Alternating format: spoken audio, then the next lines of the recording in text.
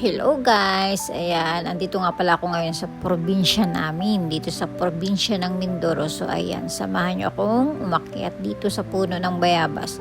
Natuwa nga pala akong umakyat dito sa puno ng bayabas, gawa ng ang daming bunga. Napakaraming bunga talaga. Sa puno pa lamang ako'y kumakain na ng bunga ng bayabas at madami nga ako nakikita mga hinog. Hindi nga ito pala kinukuha ng mga bata, gawa ng busy sila sa school. So dahil solo ko itong puno, ay ako na lang muna ang mangunguha dito ng bayabas.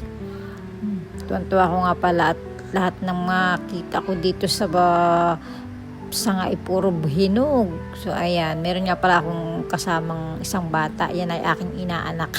sabi niya, Ninang, sama ako sa pag-akyat sa'yo. So ingat na ingat nga pala ako at baka nga ako mahulog.